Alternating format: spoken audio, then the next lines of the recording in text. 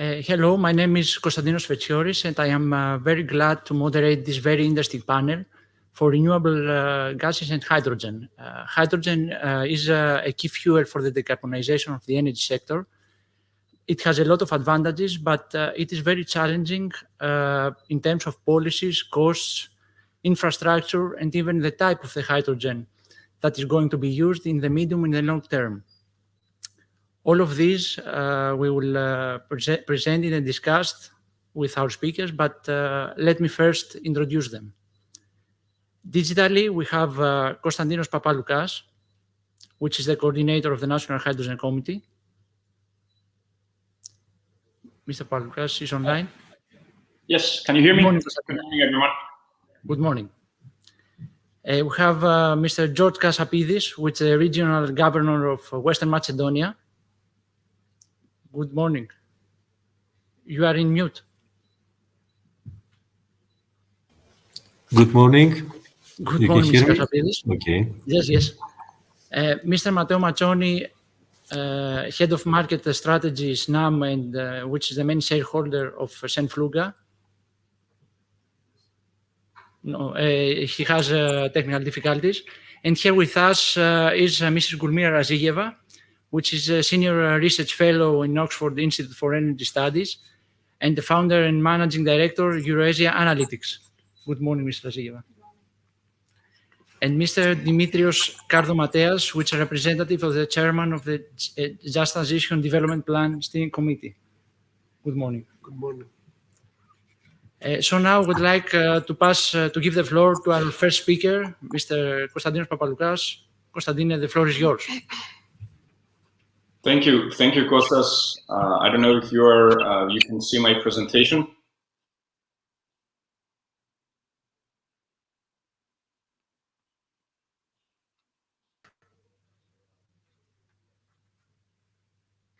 Just a minute. Thank you. Great. So, good morning, everyone. First of all, I would like to congratulate our hosts, the Hellenic Association for Energy Economics, for bringing this amazing blend of people in this platform and the high level of this energy transition discussion. Today, I would like to present you the latest updates on hydrogen and what we have achieved so far in the last 9 months on a national level. More specifically, our hydrogen strategy, which is at its final stage, and also the developments about the Greek participation in the European hydrogen value chain through the so-called IPCI process. Everybody now seems to recognize that hydrogen is the hot topic. Hydrogen is trending, and it's certainly no longer an afterthought, nor it's coming from the distant future. Very recently, it has been called many names: a key, a multi-tool, the Swiss Army knife of decarbonization and the global energy transition. And the question is, why so much global fuss for hydrogen? The reason is simple.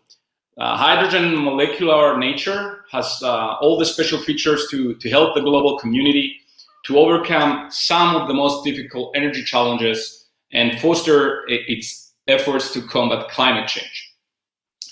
It is no longer a topic of Japan or Korea or a favorite topic of the Greens in the European Parliament.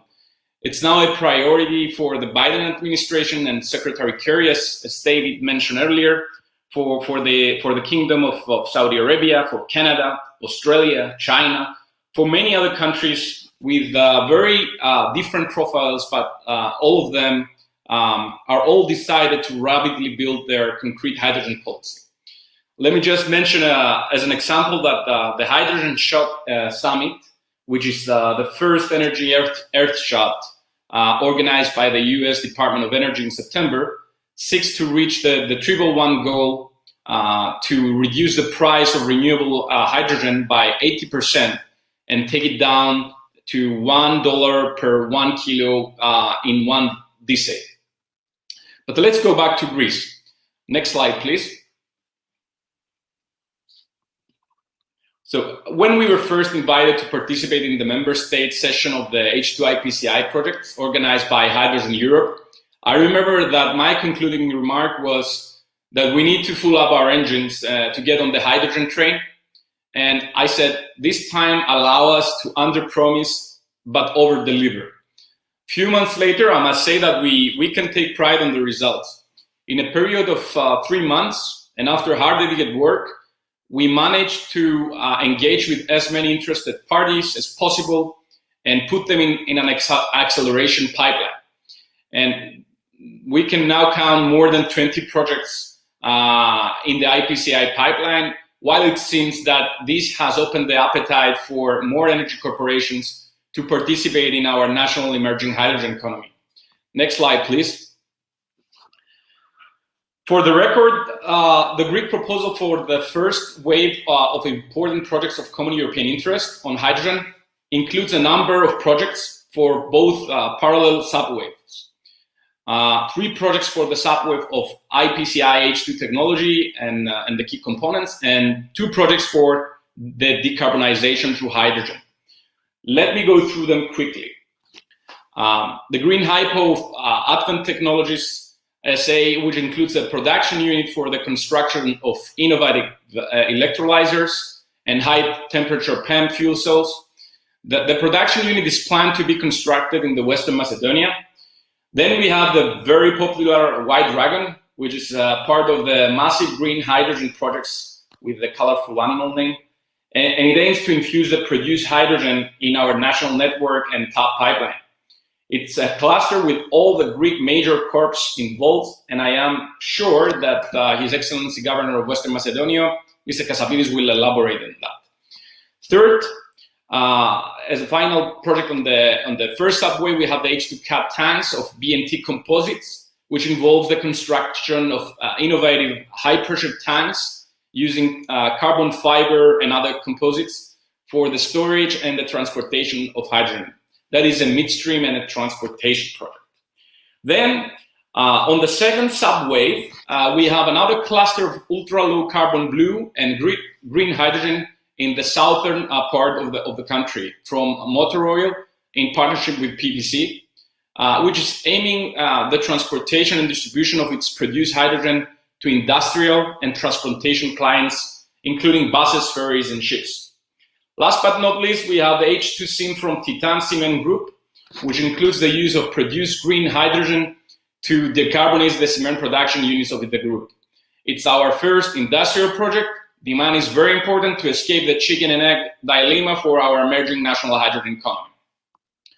I'm also very pleased that this effort has been embraced by our government vertically, involving not only the Ministries of Environment and Energy and the one of Development and Investment as the originators, but also the ones of Maritime Affairs, Transportation, and the General Secretariat of Research and Innovation.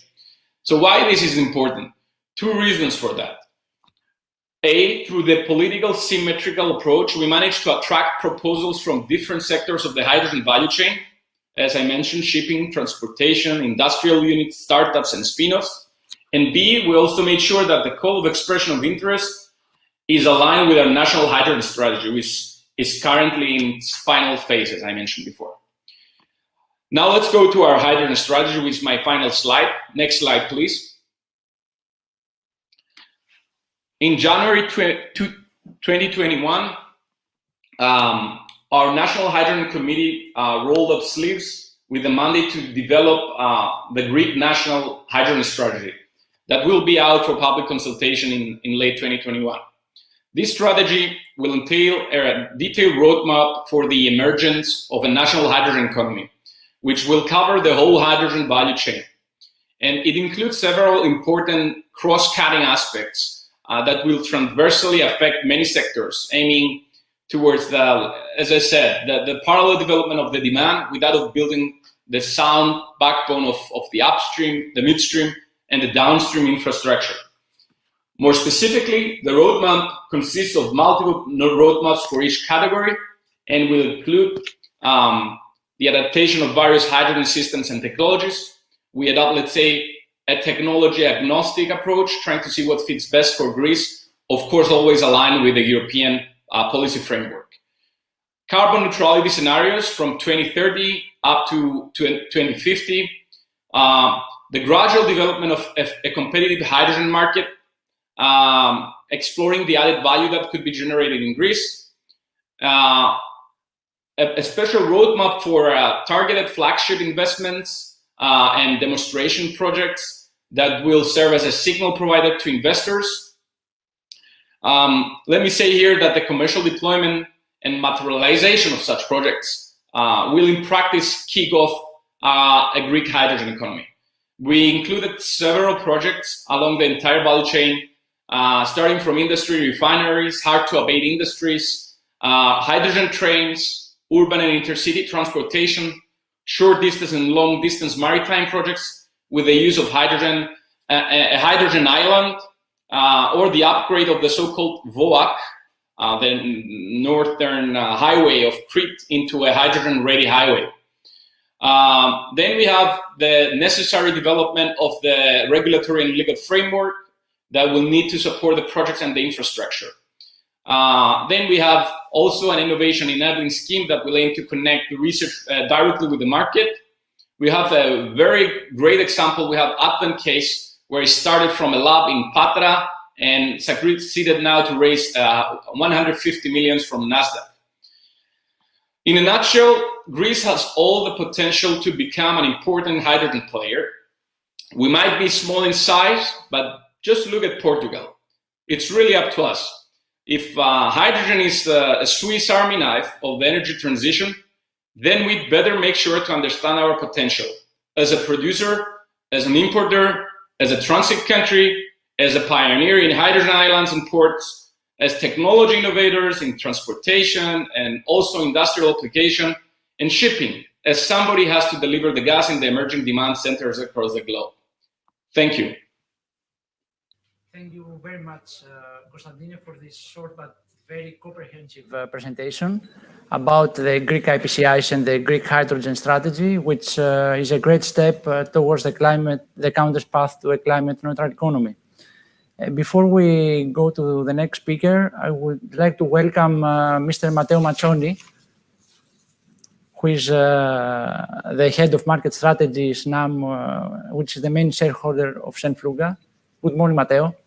Good morning, everybody. Thanks for having me. Good morning. So now we can move forward to a region, Western Macedonia, where the energy transition is almost synonym, and the hydrogen could play a significant role towards this direction. So, Mr. Kasapides, the floor is yours. Okay, thank you very much. Good morning again from Western Macedonia. And I would like, first of all, to congratulate the Hellenic Association for Energy Economics for this conference. And thanks you for the invitation to attend the conference. So, I have to answer in some question about the role of green hydrogen in my region in general in the green energy economy. So I'm trying to answer to this question. It's true that European consumers are facing an ever-worsening energy price crisis with wholesale electricity costs breaking an all-time high last week, under pressure from high gas prices and declining wind power. More specifically, wholesale electricity prices in Europe have doubled this year under the pressure of a number of factors, including rising coal and gas prices, rising CO2 prices, and extremely low renewable energy production. The natural gas costs in Europe, which have reached a record high during the recent week, have also increased approximately by 400%. It is obvious that in an energy market, as described above, the role of natural gas as a transition fuel needs further discussion. It is perceived now more than ever that the transition to clean green energy is necessary. On the other hand, the climate change has led states and international organizations to take important decisions in order to eliminate the use of fossil fuels in energy production. The Paris Agreement on climate change is the first universal legally binding global climate agreement. Full decarbonization is a multi-factor strategy in which the green hydrogen participation has an important role. Governments are recognizing the importance of green hydrogen in decarbonized sectors. In this context, the exploitation of hydrogen is a significant challenge for the country's energy policy. The central government can encourage the acceleration of the related hydrogen energy investments by setting up national strategies, regulations, and standardization, and applying appropriate incentives. The integration of hydrogen technologies in the regional production system must be considered and designed within the frame of a wider value chain, interacting with other local economy sectors as well as interregional and transnational cooperation and good practices. The production and supply of hydrogen, its exploitation mainly in energy production, as well as the deriving side flows and effects in the local economy, are elements of the value chain that must be formed in order to maximize the benefits of hydrogen activities in Western Macedonia. And some words for the project of White Dragon that Mr. Papalucas talked before. It's a big, a huge project for us, also for Greece, and for Western Macedonia, maybe is the solution for the decarbonization that we have to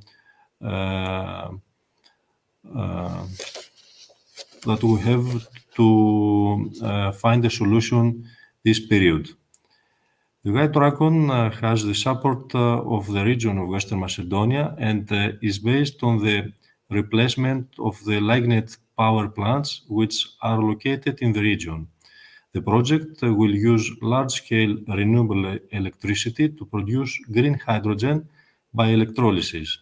Hydrogen will then be stored directly and indirectly and fuel cells. The generated heat will initially be used in addition to the district heating systems of Western Macedonia. Moreover, a main goal of the White Dragon project is the development of an integrated hydrogen industrial research center and development and innovation that will be created in the region. The hydrogen supply chain, which is structural element of the formation of a value chain at a regional level, includes the fields of production, conversion, transport, storage of hydrogen, its utilization both in transport and off transport, as well as support services. There are many principal ways to grow the hydrogen supply chain in a region. One of them focuses to bring existing hydrogen players to the region, and another aims to upskill the existing human resource in the region. Furthermore, the existence of such players in the region could lead to the creation of a parallel educational ecosystem that will be developed according to the reformed local economy needs. It is of great importance that the local companies will actively participate in designing the reskilling, upskilling, educational programs in order to achieve a successful transition from education to working environment. Thank you very much.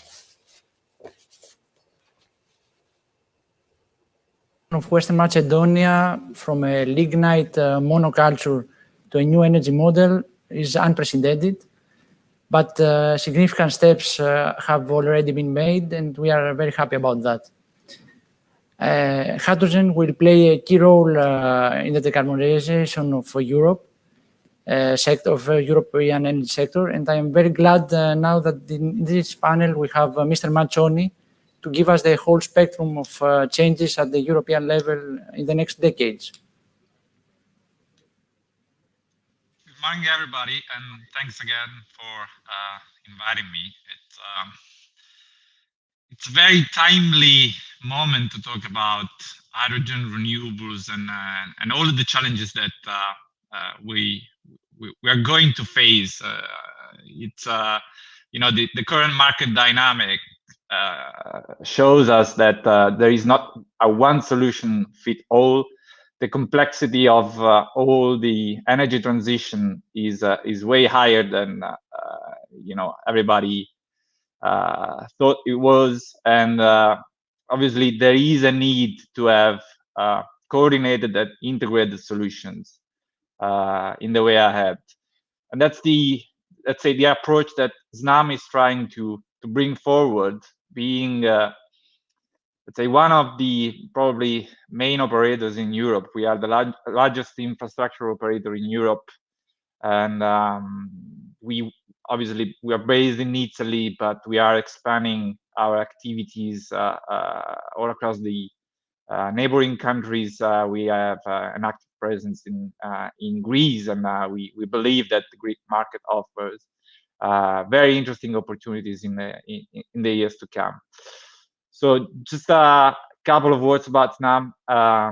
Next slide, please. So as I said, we are a global company, and what we are present in all different countries, France, Austria, in the UK, and also in Greece, and we are now expanding also outside Europe. We fully embrace the energy transition, and we are working on 4 different streams at the moment. So mobility, biomethane, energy efficiency, and hydrogen, which is the, let's say, the new hot topic in the energy market, and for a reason. It's becoming one of the main areas of interest for investors all across the value chain.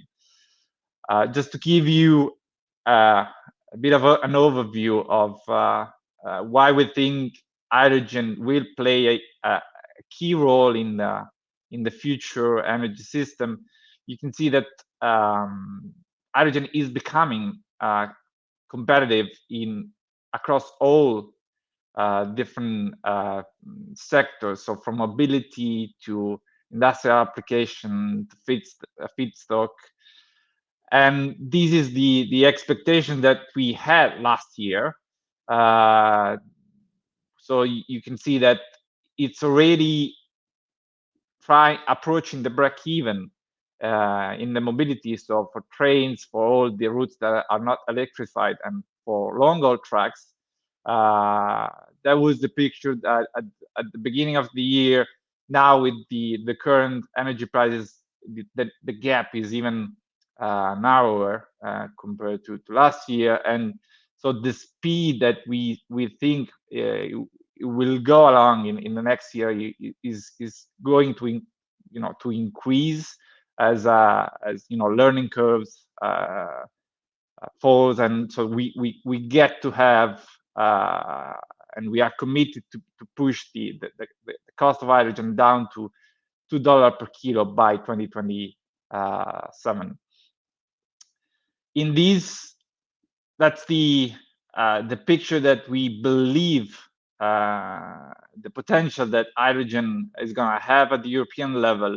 So it's going to be very pervasive. As I said, is the solutions that will integrate the electrification of the energy system going forward. There is a potential for being very pervasive across all sectors, from industries to power generation to mobility, and also it's becoming more and more as an option for heating buildings. In terms of the the Greek outlook, what we see in the coming years is obviously a matrix of different phases, with the natural gas becoming one of the main energy fuels in the years to come, with the integration and the uptake of biomethane starting after 2025. So we see a huge potential for biomethane in Greece, with a later stage after 2030, a big increase in green hydrogen that will then materialize as a potential for export towards the rest of Europe, thanks to the abundance of solar and wind in Greece, and the decrease of the cost of producing hydrogen down the road to 2050.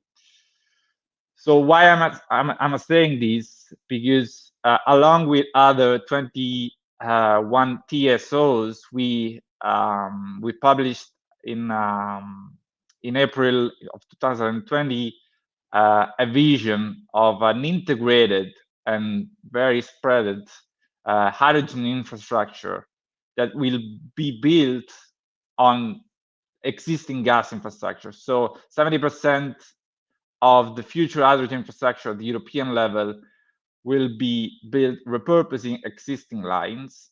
So actually making it as a very cost competitive platform to exchange and trade hydrogen all across Europe. So actually making it becoming the pillar to create the hydrogen market, in order to have, you know, a unique price of hydrogen competitive for all industries and all operators all across Europe.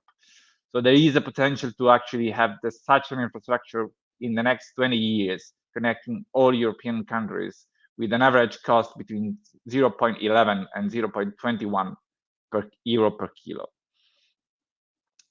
That's the snapshot that we started and we analyzed within the European hydrogen background for Greece.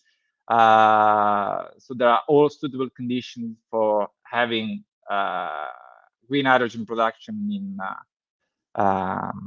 in Greece, and then to connect with other regions, both on east side of Europe, and also to make the most of the connection towards Italy. This is let's say a vision that may materialize already by 2040. So connecting Greece to other regions to trade and export hydrogen.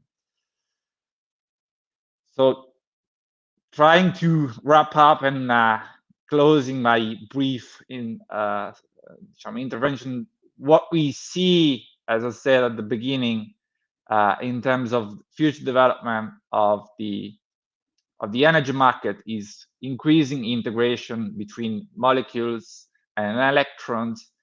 Molecules will be made of different pieces, different components. So green hydrogen, biomethane, natural gas with potentially CCS in some countries, and blue hydrogen. So we need an integrated approach. We need to couple different sectors and couple different fuels in order to make the most and be flexible, and also to diversify all the different sources in order to minimize all the risk connected to, you know, market dynamics, and as we see. So this is the vision that we have. This will lead us to have, you know, a system more resilient, more adapt to face shocks, to face possible market conditions, and also to create what we see. I mean, the dream of the European Union is to have a unique market for the energy as a whole. And so this is the way forward that we are trying to push and to support all across the value chains.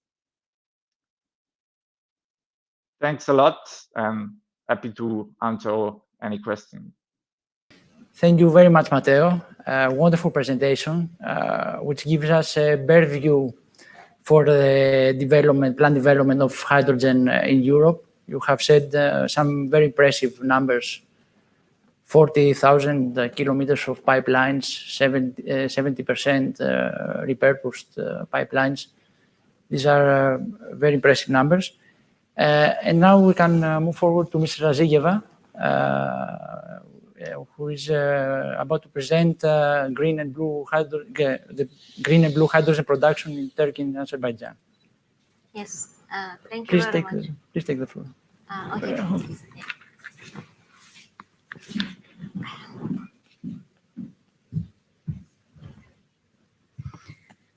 Thank you very much, Mr. Chair.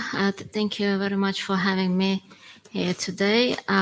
Yes, I am going to speak about hydrogen production in Turkey. And this is because just recently we have finalized research work on hydrogen production in Turkey, and this is because Turkey announced this year that by the end of 2021 it's going to produce a hydrogen strategy. And already during 2020 laboratory tests had demonstrated blending 5, 10, 15 and 20% of hydrogen into the gas transmission system for household and industry, and these tests actually passed quite successfully.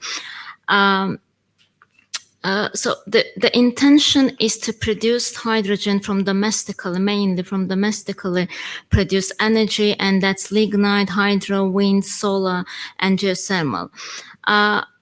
Because hydrogen in Turkey is seen as a potential additional domestic energy supply, and Turkey has also started looking into the hydrogen export mainly to the neighboring European countries. And some preliminary studies on potential market has been already done. I think it needs to be mentioned that Turkey's energy policy is driven more by geopolitical, strategic, and energy security concerns rather than, by climate change commitments and emission reduction consideration. And this is because the rapid economic growth in the past 2 decades has led, to steep increase of energy demand in the country and also energy imports, especially oil and gas. So, and with the Turkish lira depreciation over the, against the US dollar over the last few years, the energy import bill at 46 billion per year has become a financial burden for the government, and this has increased even more during the pandemic with loss of international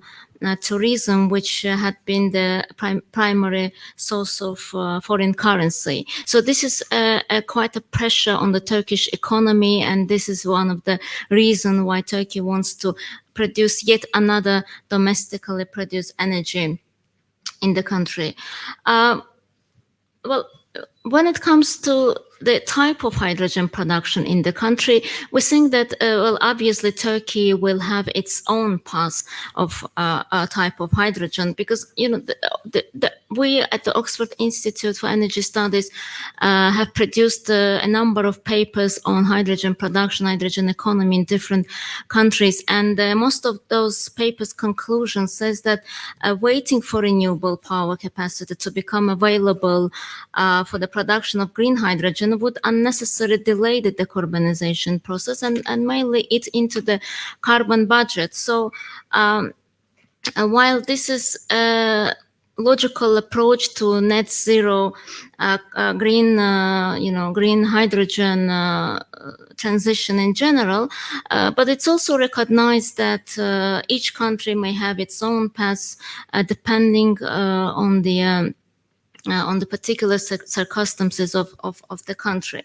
So it seems that blue hydrogen production in Turkey is irrelevant because for a number of reasons. And first of all, because Turkey is not a gas producing country. It doesn't have an abundant gas resources, and all the gases which consumed in the country is imported via pipelines and LNG, so from various countries. So given that the government target is to reduce the gas, imported gas consumption from current 25% to 20.7% by 2023 in power generation sector mainly, and given that Turkey wants to also decrease this, import bills, which is $46 billion, it doesn't make any. It seems little logic to support natural gas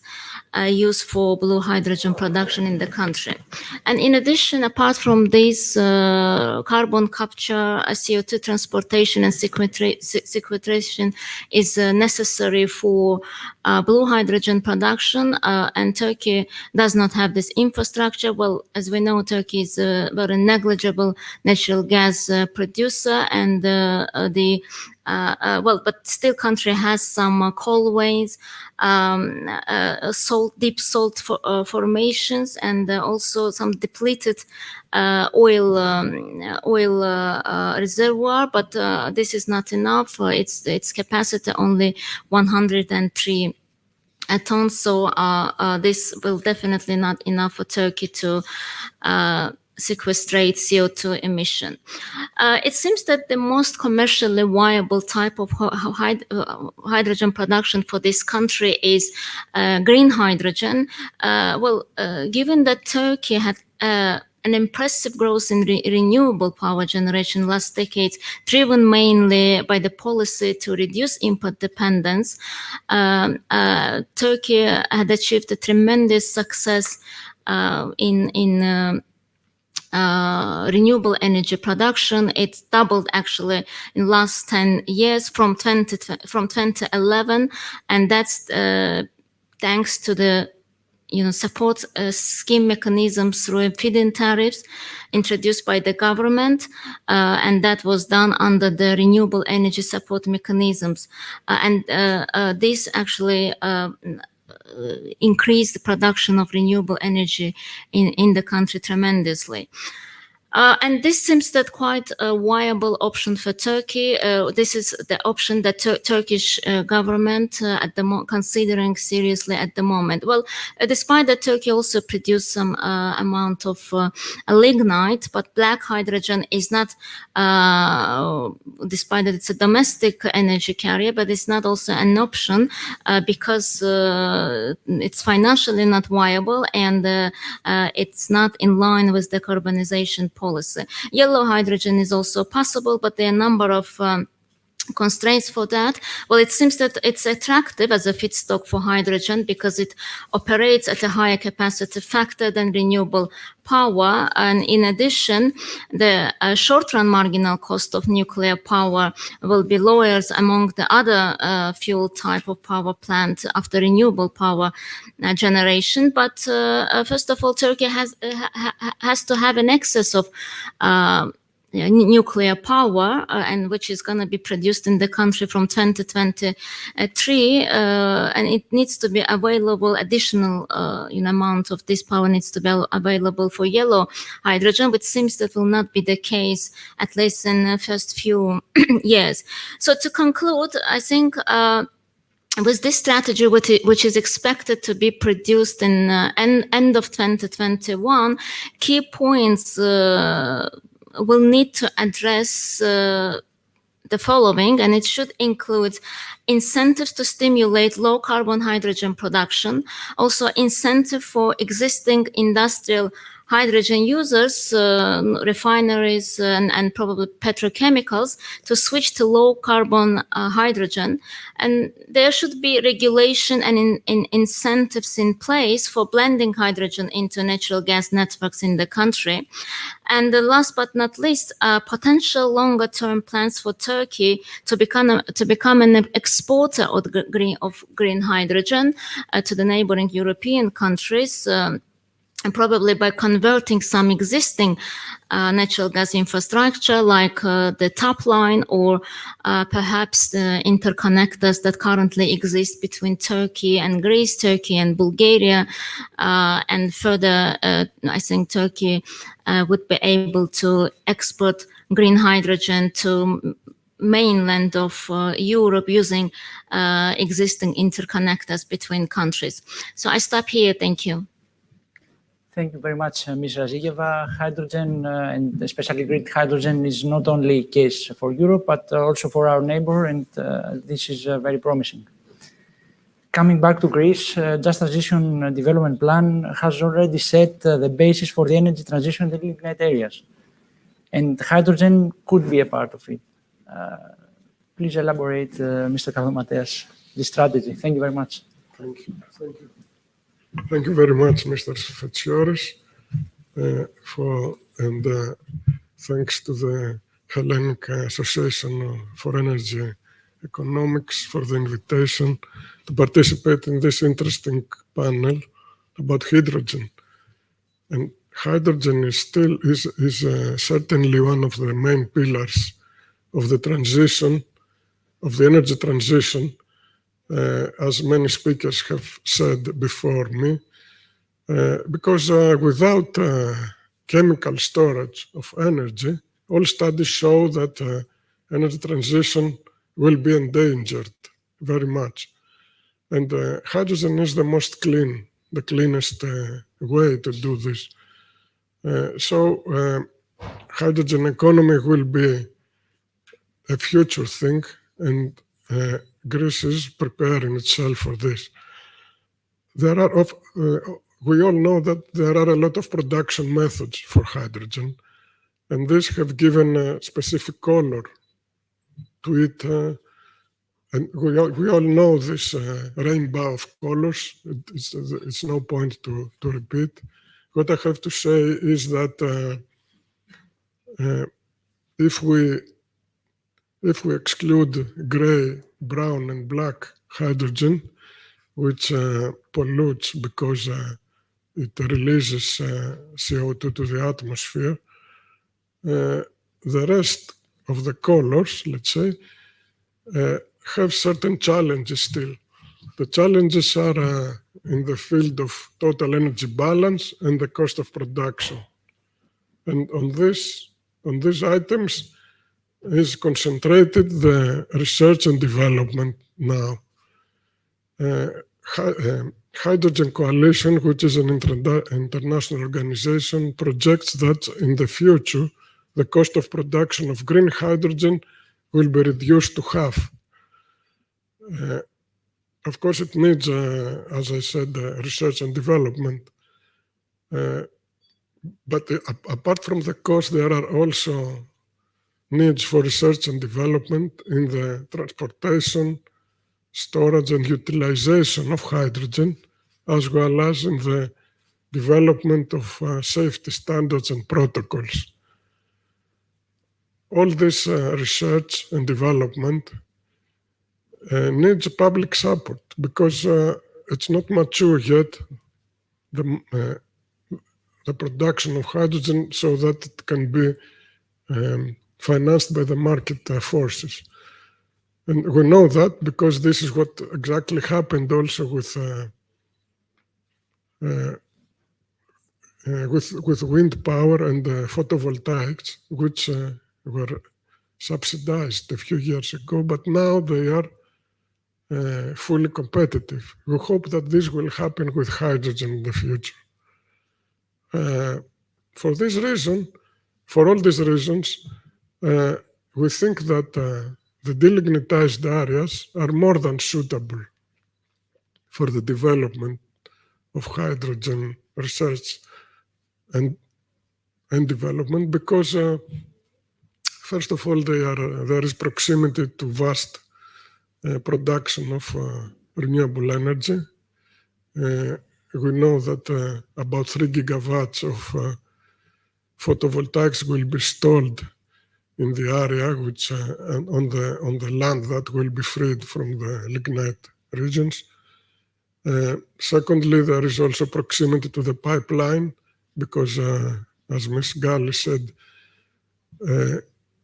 gas pipeline, a branch line is under development by DESFA, which will be hydrogen ready.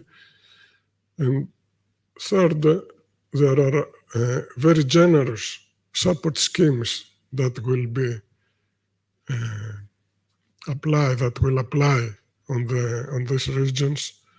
And also there is personnel that is experienced in the electricity and energy business. All these items constitute a very suitable location for the delignitized areas for hydrogen. And if Dragon is approved, which we hope, this will turn West Macedonia into a hydrogen valley on an international basis, because it will be the second big development in Europe after the one that is scheduled for Netherlands.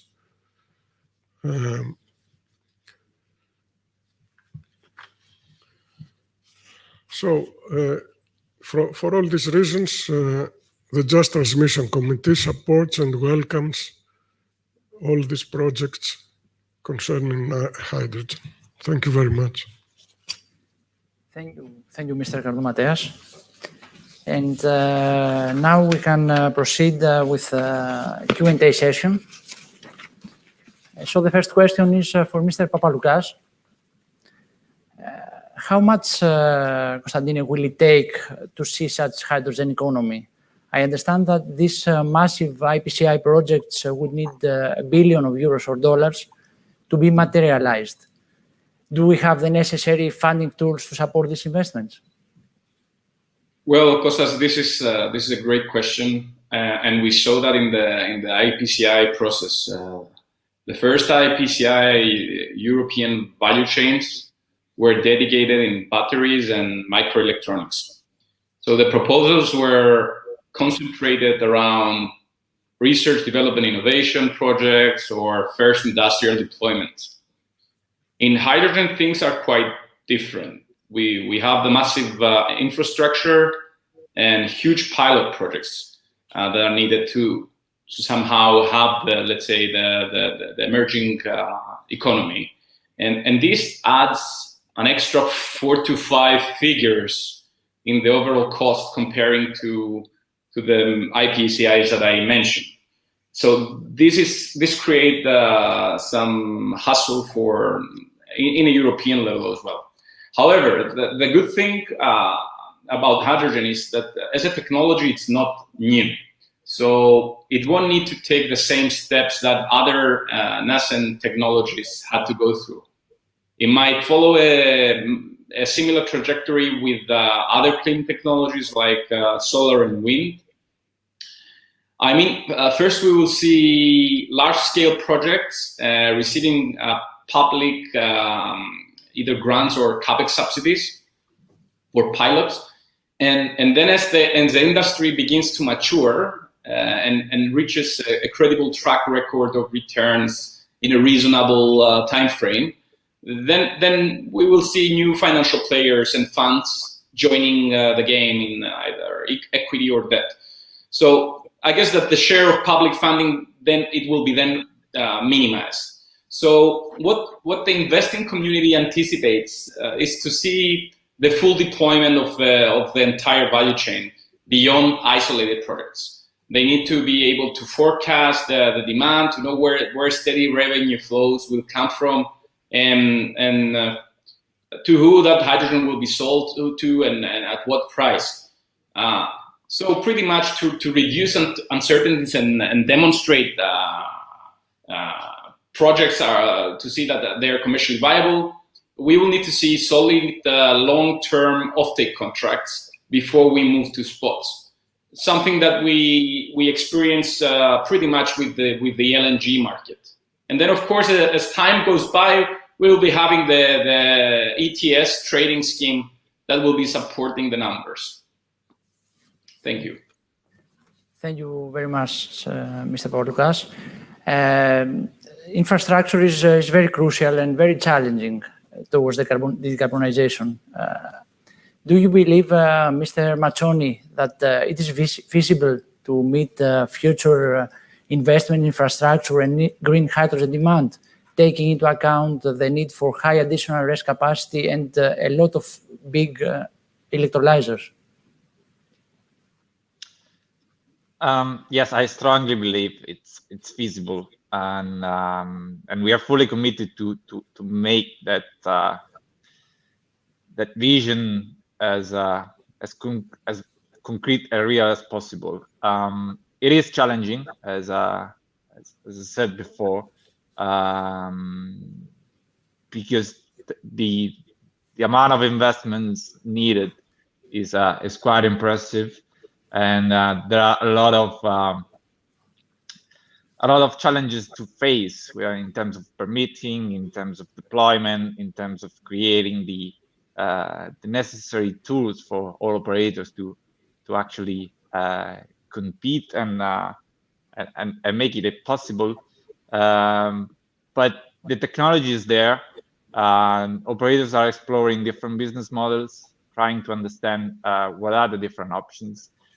We can learn a lot from the previous experience that we had on the renewable side. When we look at the explosion of solar in the last 15 years, there is a lot to learn there. We know that, as I showed, that we can leverage on existing infrastructures to actually make it as a viable and very cost-efficient way of bringing hydrogen all around Europe. And obviously, there is not one single solution. As I said before, there should be different approaches, and there should be different policy measures that will help to reach different goals. Europe is a unique country, but there are differences among countries in terms of what is what you can actually leverage on, what is the potential of different sources. We know that in Northern Europe, you can have green hydrogen exploring, making the most out of offshore wind.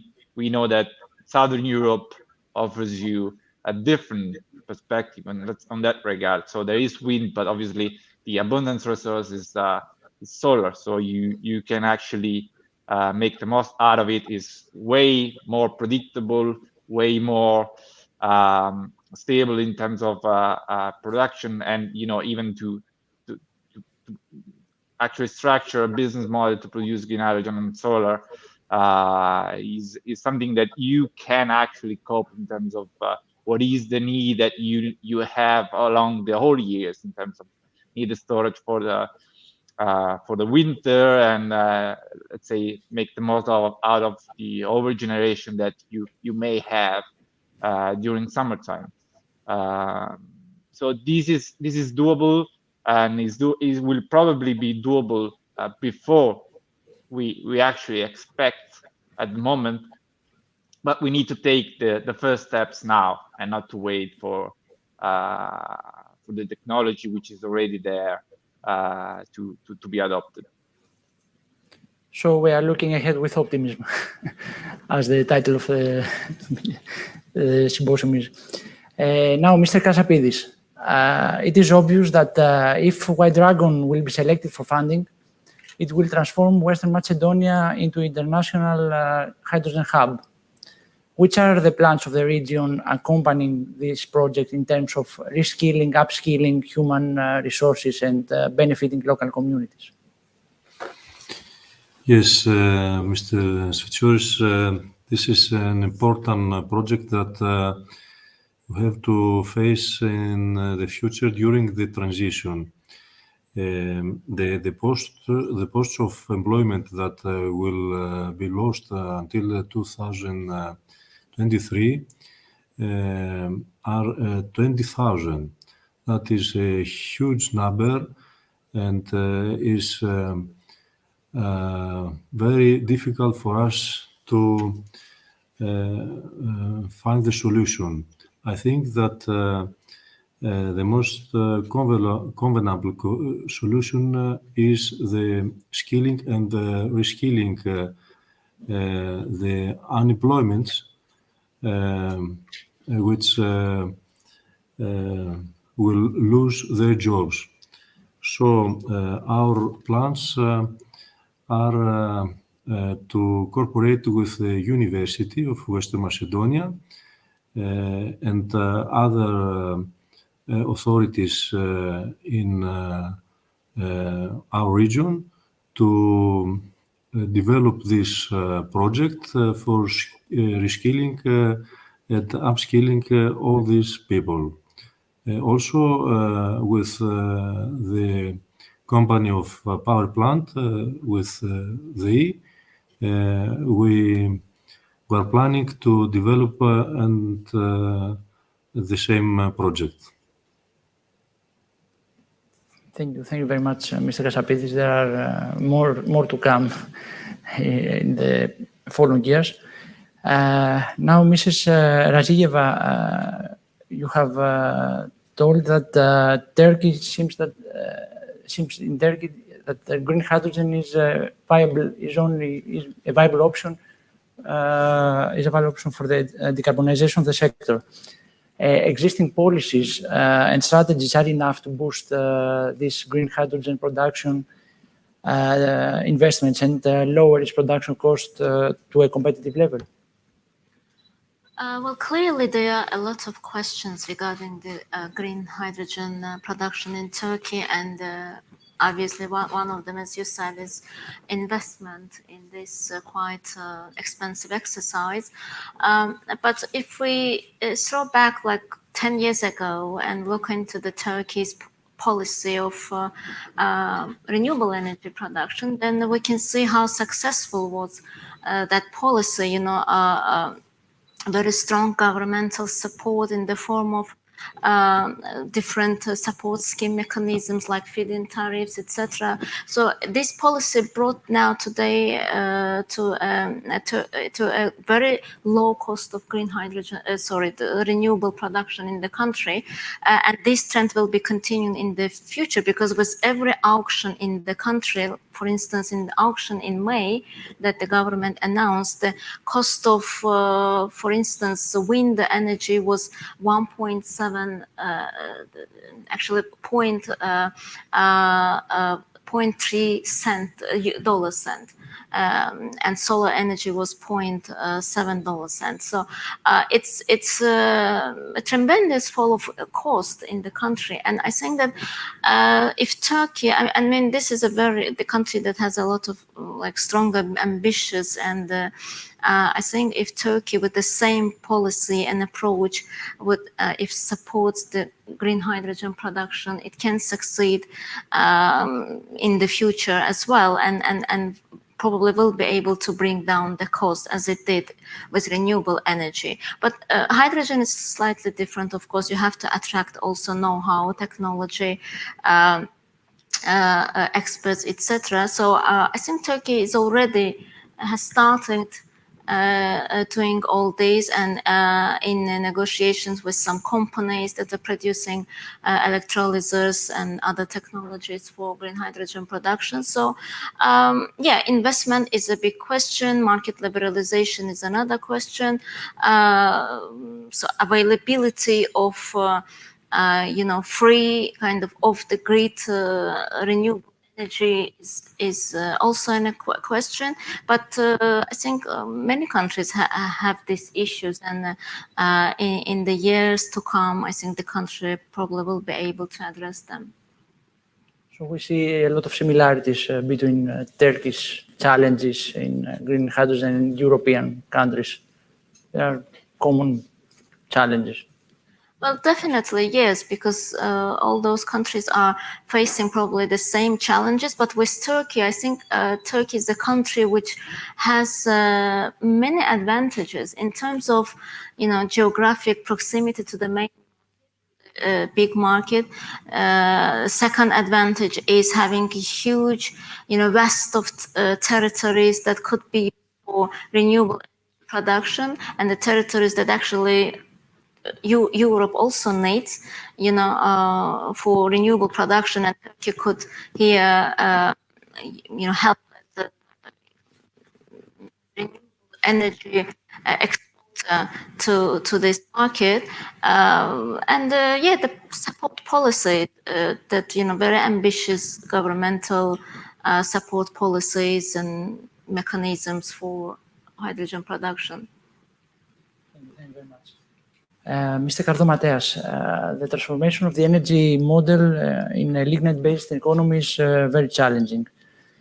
What do you think are the most crucial steps towards this direction? And which type of fuel you have to choose, green, blue hydrogen, or other renewable gases, such as biogas and biomethane? Concerning the challenges, indeed there are a lot of challenges in this transformation from lignite to the new energy. And first of all, it is the extent of interventions needed, because lignite economy affects the income and the employment of a big portion of the population, as Mr. Kasapides already told us. Secondly, it is the type. The type is a challenge, because we have to make the transformation in a way that it is compatible with the competitive advantages of the region, so that we create an economy for the long term. Third is the support schemes. Of course, we need to provide schemes that will make investments attractive, and the financing of them. Then it is the governance of the whole plan. And finally, it is the time dimension, because we know that delignitization will be practically completed in 2023, and the plan will take more time to be implemented. So there is an issue of what happens in the short term. Also, another challenge is the spatial transformation. All these lignite mines areas that will be freed have to be reinstated, and the land uses to be specified with fast procedures, so that they do not be an obstacle to the new investment. All these challenges are acknowledged by the Just Transition Committee and are faced up to now. Of course, we have to see the final implementation, but up to now, the plan there is a plan to face each of them. If I'm starting with the interventions and the kind of interventions, first of all, we foresee that the area will be transformed from a lignite production center to an energy transition center, which includes all renewables, but also hydrogen. And I explained before why this area is best suitable for this, and also provides economies of scale, which is particularly important for hydrogen. The mere fact that a lot of area, thousands of hectares, will be freed and given to new investments, which need space, like the photovoltaics, makes it very suitable and attractive for this kind of investments. Also, there are the transmission lines there. The transmission lines for electricity, which have high capacity and can transport the electricity that will be produced. I said about the pipeline that can accept the hydrogen. So all the items are there for this vision of transformation to an energy transition center and to a hydrogen valley on an international basis.